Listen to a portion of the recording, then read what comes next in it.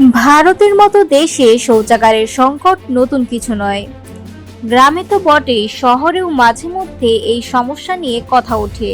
তবে এবার এই কঠিন বাস্তবতার মুখোমুখি হয়েছেন বলিউড তারকারাও। বলিউডের গ্ল্যামার আর চকচকে দুনিয়ার পেছনে যে এমন এক করুণ চিত্র লুকিয়ে আছে তা তুলে ধরলেন জনপ্রিয় অভিনেত্রী নুসরাত ভরুচা।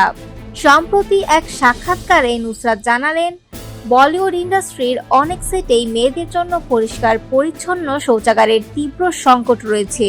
তিনি বলেন, আমাদের ভ্যানিটি ভ্যানের বাথরুম এতটাই নোংরা থাকে যে বাধ্য হয়ে একবার নায়কের বাথরুমের দরজায় নক করতে হয়েছিল। শুধু শহরে নয়, আউটডোর শুটিংয়ে পরিস্থিতি আরো ভয়াবহ।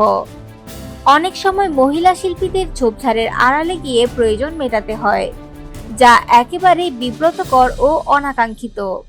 একজন নারীর মৌলিক চাহিদার মধ্যে সবচেয়ে গুরুত্বপূর্ণ একটি বিষয় হচ্ছে নিরাপদ ও পরিষ্কার শৌচাগার। তাহলে কেন এতটা অবহেলা? তবে সমস্যা শুধু শৌচাগারেই সীমাবদ্ধ নয়। নুসরাত সরাসরি ইঙ্গিত করেছেন বলিউডের নারী পুরুষ বৈষম্যের দিকেও।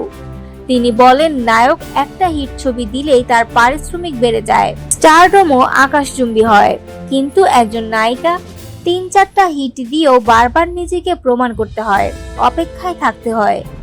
বলিউডে এই বৈষম্য নতুন নয়, তবে একজন সফল অভিনেত্রী যখন এ নিয়ে মুখ খোলেন তখন তার শুধু অভিযোগ থাকে না, হয়ে ওঠে প্রতিবাদ।